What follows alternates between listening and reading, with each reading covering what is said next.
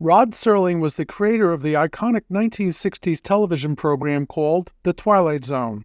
He was raised in Binghamton, New York, in a modest house on Bennett Street. As a little boy, he walked 7 blocks to nearby Recreation Park, where he played with his friends. Not so coincidentally, one of his Twilight Zone episodes is called Walking Distance. There is a 1925 carousel there with artwork showing some of his episodes, and there's a bandshell with a plaque honoring him in the center of it. Recently, the City of Binghamton erected a statue of him overlooking the playgrounds where he played. Nick Parisi is an author and president of the Rod Serling Memorial Foundation.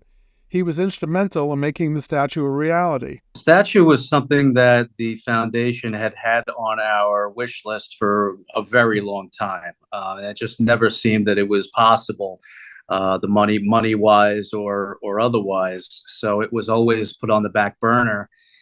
And just kind of, I became president a couple of years ago.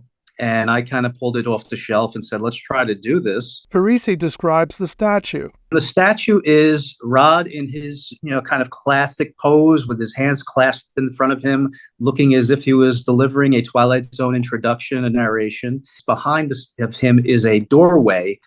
And on the door frame is inscribed, you to unlock this door with the key of imagination around the door frame. Rod Serling's daughter, Anne Serling, says that the installation of the statue is emotional for her. One of the most poignant parts of this completion for me is when I think about my dad's parents and how incredibly proud they would be of his boy. It's